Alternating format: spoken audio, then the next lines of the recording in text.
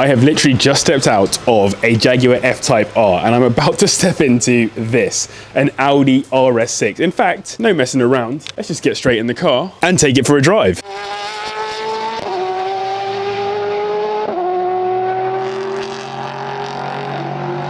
But before we can get into driving it properly, there is something that I must do, and that is, of course, put petrol in it, because these things do like to guzzle through their fuel.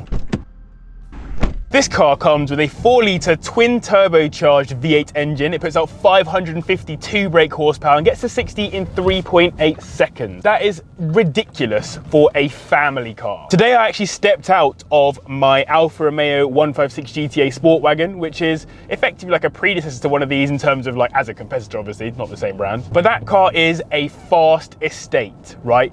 Good looking, fast wagon, more practical than your average saloon, etc. But the kind of car that someone who doesn't want to grow up owns. So today I'm going to see how non-grown up I can be in this very non-grown up car. Now the RS6 is at its core a sleeper. You and I, car lovers, of course, we know it's not a sleeper at all. We know this is a very fast car, etc. But in reality, it's just an Audi. It's a good looking Audi. It's wide, it's stanced, it's aggressive, it's full of carbon fiber in here. But at its core, it's still just a wagon Audi. That's all it is, right? Like, it's supposed to be able to get the kids to and from school and be useful and all that kind of stuff. So that's what I need it to be today. And as I sit here and chill out on some more like accessible, chilled out roads, that's exactly what it's doing for me. I'm not really phased at all. I could be in anything VW Audi group right now. You get a slight hint of the sound that this V8 is going to make when you floor it, but not much. Like, it's not, I wouldn't say it's an aggressive sounding car as standard. Like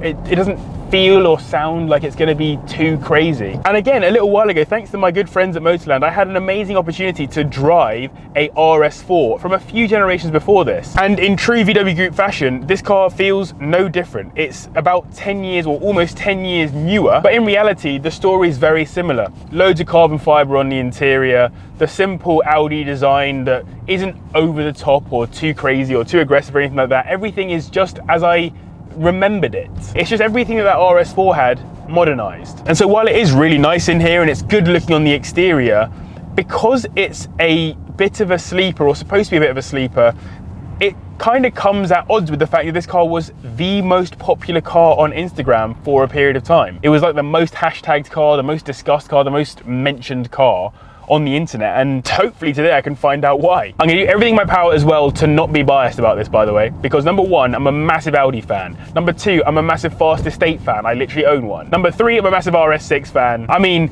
it's all gearing up to be the kind of car that I'm gonna enjoy driving. And when I drove that RS4 before, I was told beforehand that it was gonna be a bit boring, a bit uninteresting, but I don't see that with these. These RS6s, RS4s, all the rest of them, they are always like the most planted driving experience. The one thing that I'm missing in this versus the previous one is obviously this is an automatic, and that RS4 that I drove was a manual, and I loved shifting through that gearbox, man. It was so much fun to bang through. There's always a bit of a point of contention in cars like this.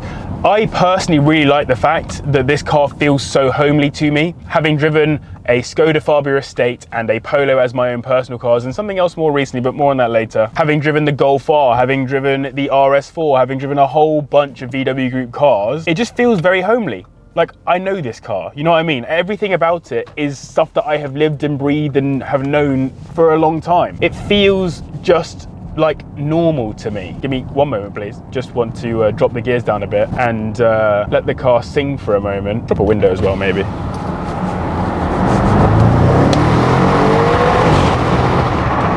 Oh my goodness.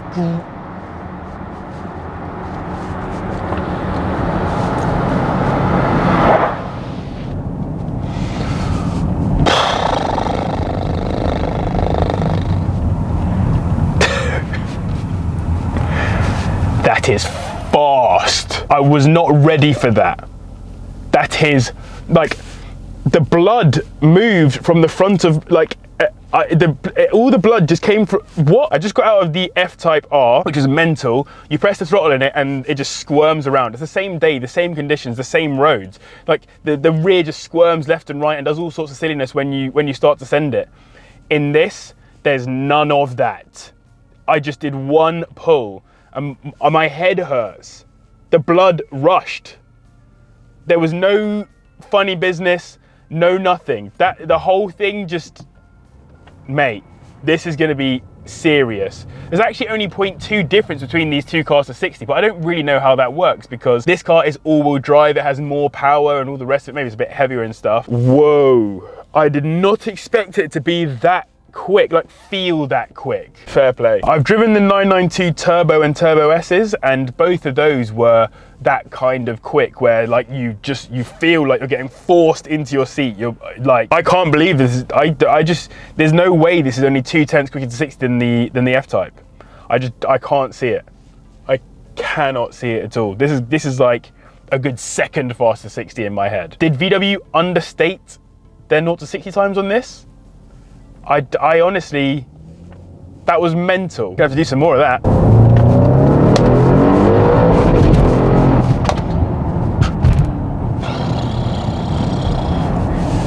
That is just obscene. That is obscene. The fact that people are allowed to have that amount of performance on the roads, wrong. This is unacceptable. And then for it to go straight from that to this, I don't know if you heard, but like as I shifted through the gears there, it was like explosive in the gearbox, like that typical DSG style sound that you hear out of a lot of VW Group cars. It had that like fart between the gears, but there's something different about this one. When you hear that coming out of a Golf R, you're like, yeah, whatever, it's kind of like, it is what it is, it's a Golf R, it's a Golf, blah, blah, blah. When it comes out of this, nuh-uh, that thing is just like, no, you've changed gears, and that has limited my ability to go forwards for a split second, and I'm pissed off about that. With pure, unadulterated RS6 rage. There's a Taycan 2 cars behind me, and that would probably go quicker than this, and like give you more pull. However, it's not gonna make the same noise, it's not gonna give you the same theater, it's not gonna give you any of that. And I like the Taycan, it's a good looking car, etc., but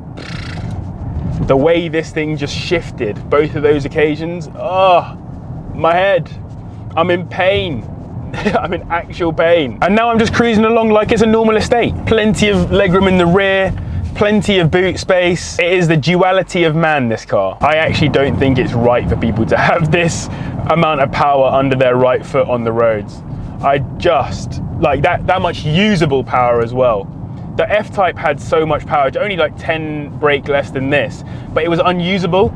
Like you just couldn't on a day-to-day let that thing sing because you'd just be sliding over, you just chew through tires on a different level. In this, like the power is clearly there for you to use. Like if I was on a track, I would feel no problem at all getting after it in this car.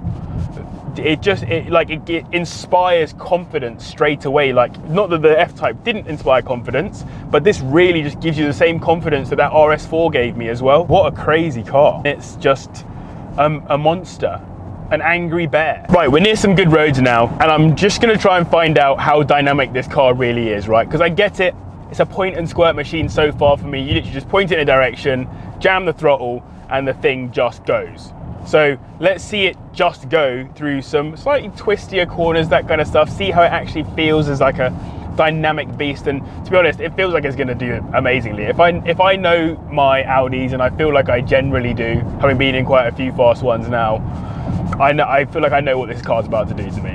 And as I go through these roads, which need to be a bit more dynamic, I feel just bags of confidence. Like it's just so planted on the road. It's a bit of body roll maybe if I'm being harsh, and it's quite springy, like it's quite bouncy as well. But all of that helps really to make the ride just feel that bit more secure, a bit more floaty. Certainly not the most like taut car I've ever driven. The cornering is just sublime. I know it's a bit bouncy, but the cornering is just whatever the road requires of me, the car will make it happen. No question at all. You can tell straight away this car is not just a point and squirt. It really is the whole package. There's no reason for this thing to exist.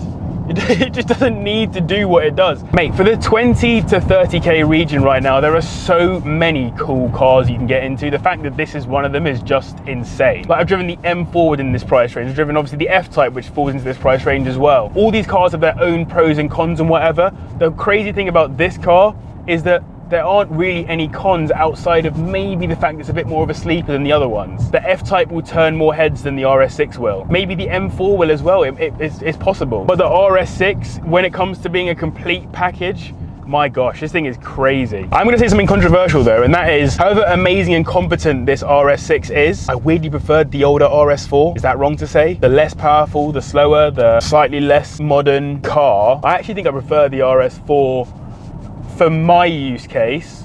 I think I prefer the RS6 as a car. It's probably the best way of putting it. I'd much rather drive the RS4. I'd much rather live with and have and enjoy an RS6. But that's just me, and as you know, if you watch the channel, I do typically prefer older cars. The kind of like early 2000s to late 2000s is my Goldilocks era of cars, I think. And so, ladies and gents, we are back at Motorland. My gosh, this RS6 was just berserk to drive. Thanks again to my good friends here at Motorland for letting me drive it. Mate, for real though, this thing has some serious presence and it's just sublime to drive. I mean, it really is ridiculously powerful, ridiculously performant. The only thing I'll say is it's made me feel like this car here was great value for money, but different league this thing is in. I'll just be real with you. I understand the hype behind RS6s for sure, but at the same time, it was definitely not as engaging as the RS4 was. It just felt like it was too good all of the time. So thanks again to Motorland for letting me drive the car today. I really do appreciate it. I had an amazing time. Do go check them out on socials, and if you want to buy this RS6, then jump on and go buy it. It's an unreal car. So as always, thank you very much for watching. Thanks to the patrons for their support, and